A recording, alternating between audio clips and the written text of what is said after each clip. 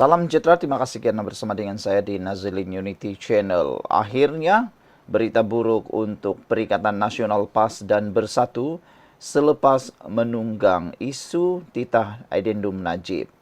Ini kata para penganalisis politik. Mereka mengingatkan Perikatan Nasional supaya berhati-hati dalam menunggang isu titah Addendum Najib. Kerana rupa-rupanya titah Addendum Najib ini bukan sekadar boleh ditunggang untuk manfaat politik yang positif, tetapi ia juga boleh memberikan kesan yang negatif kepada sesiapa yang cuba menunggangnya tanpa berhati-hati. Rupa-rupanya tanpa kita sedari, titah Addendum Najib ini boleh menyebabkan Parti PAS, Bersatu dan Perikatan Nasional bungkus. Ini sebabnya dan ini ulasannya, penjelasan daripada para penganalisis politik. Mohon anda semua supaya mengungsikan isu ini supaya semua orang tahu. Rupa-rupanya Perikatan Nasional dalam bahaya besar. Perikatan Nasional boleh makan diri dalam isu titah Addendum Najib.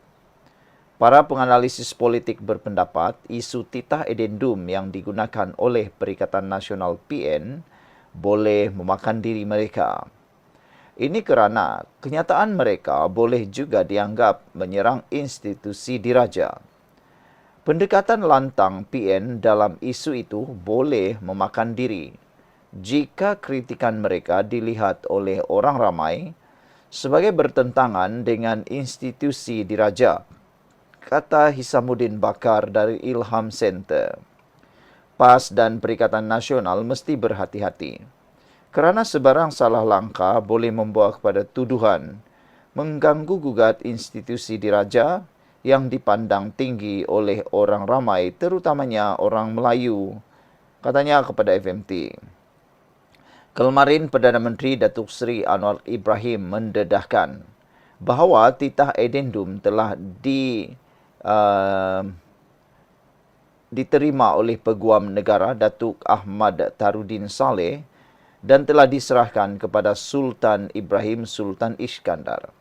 Anwar berkata beliau mengelak daripada mengulas mengenai titah itu sebelum ini kerana ia melibatkan kedua-dua yang di-Pertuan Agong semasa dan pendahulunya, iaitu Al-Sultan Abdullah Sultan Ahmad Shah. Penganalisis Azmi Hassan dari Akademi Nusantara pula percaya Anwar menangani serangan PN dengan berkesan. Tidak banyak yang boleh dilakukan mereka dan sekarang kritikan lanjut boleh memakan diri. Tuduhan Perikatan Nasional tentang kerajaan menyembunyikan titah Addendum tidak lagi berdaya maju, kata beliau.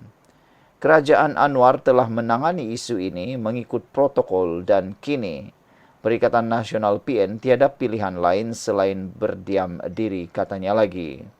Pembangkang akan berada dalam bahaya secara tidak langsung mengkritik Agong yang akan menjadi langkah berbahaya dengan mempersoalkan mengapa perintah tahanan rumah itu tidak dilaksanakan. UMNO pula menggunakan kaedah paling selamat agar Najib mendapat pengampunan penuh, kata beliau lagi. Jadi saudara-saudara sekalian, ini satu perkara pendedahan dan penerangan yang agak jelas dan luar biasa, mudah untuk difahami dan mudah untuk anda kongsikan kepada ramai orang. Mohon sila kongsikan isu ini atau penjelasan ini kepada semua orang, terutamanya makcik-makcik, pakcik-pakcik, uncle-uncle, anti-anti, atuk-atuk, nenek-nenek yang tak berapa faham. Kerana biasalah, golongan ini seringkali mudah untuk ditipu maupun dibohongi dengan isu-isu sedemikian rupa. Mereka, golongan-golongan atuk-atuk, makcik-makcik ini kadang-kadang hanya terima dan terus percaya. Jadi, melalui penerangan seperti ini dan penerangannya pula bukan disampaikan oleh orang biasa, tetapi para pakar dan penganalisis politik yang dipercayai dan boleh dikategorikan dan diiktiraf. Jadi, itu sebabnya Perikatan Nasional kena berhati-hati. Rupa-rupanya isu titah Addendum boleh memakan diri Perikatan Nasional. Dan tepatlah apa yang dikatakan oleh pengulas politik ini bahwa Anwar Ibrahim berjaya menangani isu titah edendum dengan berkesan sekali. Sehingga kan beliau berjaya menangani serangan PN dengan berkesan. Tidak banyak yang boleh dilakukan lagi oleh Perikatan Nasional. Sebarang kritikan lanjut kini boleh memakan diri Perikatan Nasional.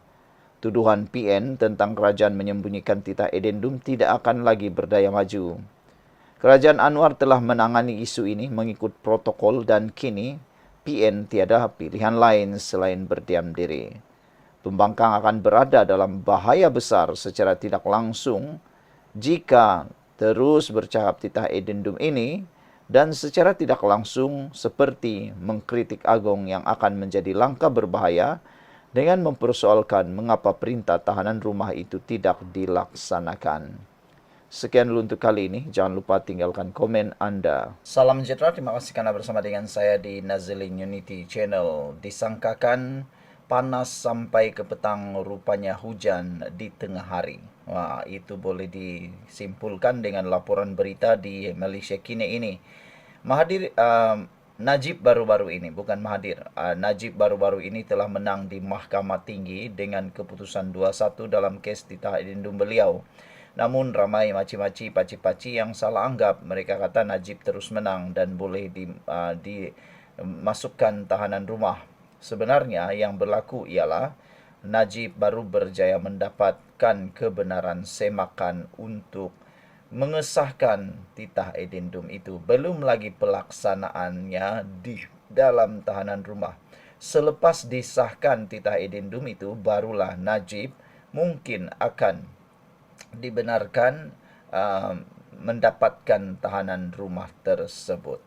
Kerana seperti yang kita tahu, titah edendum itu ialah titah tambahan yang tidak dibincangkan dalam mesyuarat lembaga pengampunan.